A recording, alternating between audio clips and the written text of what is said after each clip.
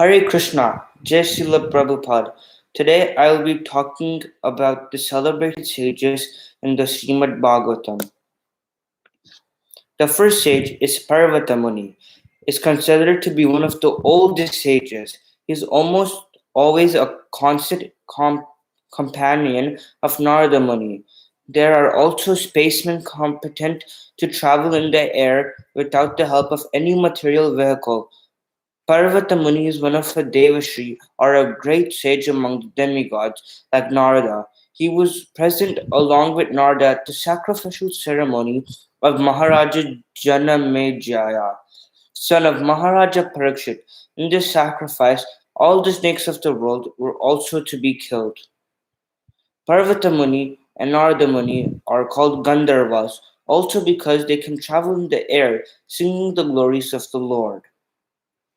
Since they can travel in the air, they observe Draupadi's Swayamvara ceremony, selecting of their own husband from the air. Like Narada Muni, Parvata Muni is also used to visit the royal assembly in the heaven of King Indra. As a Gandharva, sometimes he visited the royal assembly of Kuvera, one of the important demigods.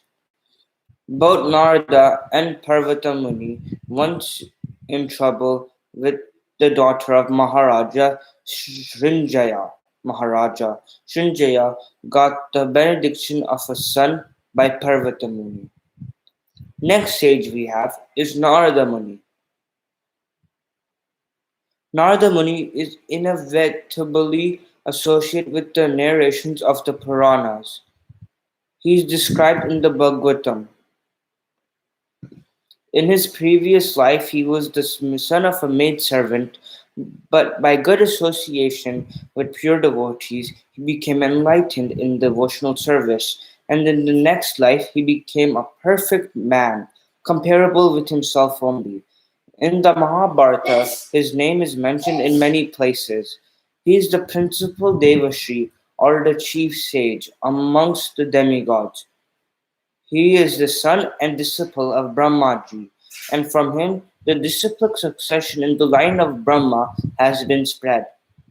The initiated Prahlada Maharaja, Dhruva Maharaja, and many celebrated devotees of the Lord. He initiated even Vyasadeva, the author of the Vedic literatures. From Vyasadeva, Mahavacharya was initiated, and thus the Mahasampradaya, in which the Gaudiya Sampradaya was also included, has spread all over the universe. Sri Chaitanya Mahaprabhu belonged to this Madhva Sampradaya. Therefore, Brahmaji, Narada, Vyasa, down to Madhava, Chaitanya, and the Goswamis all belong to the same line of disciplic succession. Naradaji was instructed many kings from time immemorial. In the Bhagavatam, we can see that he has instructed Prahlada Maharaja while he was in the womb of his mother, and he instructed Vasudeva, father of Krishna, as well as Maharaja Yudhishthira.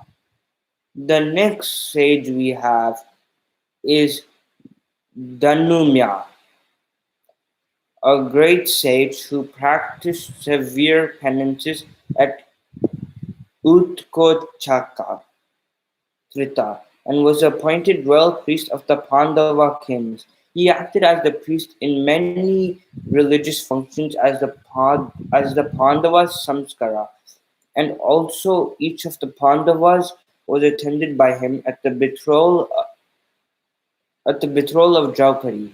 He was present even during the exile of the Pandavas, and he used to advise them in circumstances where they were perplexed.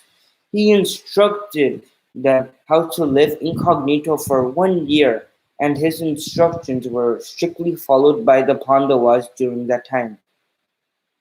His name is mentioned also when the general funeral happened was performed after the battle of Kurukshetra. In the Anusana Parva of Mahabharata 127.15 through 16, he gave religious instructions, very elaboratory to Maharaja Yudhishthira.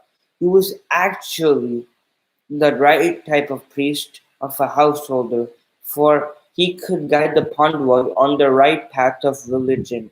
A priest is meant for guiding the householder progressively in the right path of ashrama dharma, or the occupational duty of a particular caste.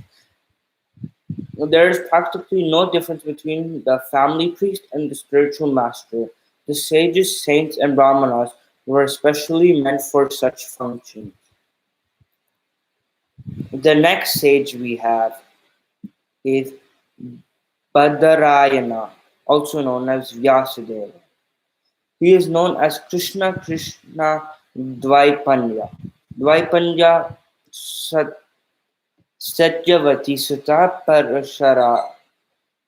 Parasaraya Parasaratmaja Bhadrayana Vyasadeva, etc. He was the son of Mahamuni Parsara in the womb of Satyavati prior to the betrothal of Maharaja Santanu, the father of the great general grandfather Bhishmadeva. He is a powerful incarnation of Narayana, and, and he broadcasts the Vedic wisdom of the world.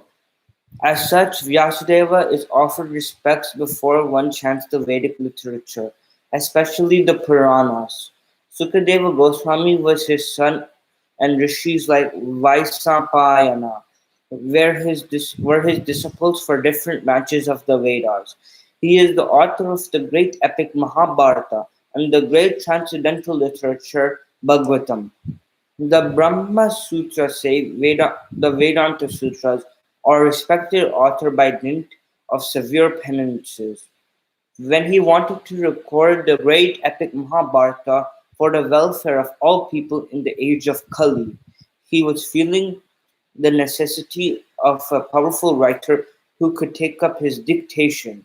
By the order of Brahmaji, Sri Ganeshaji took up the charge of noting down the dictation of the condition that Vyasadeva would not stop dictation for a moment. The Mahabharata was thus compiled by the joint endeavor of Vyasa and Ganesha. Thank you for listening. Jai Srila Prabhupada. Hare Krishna.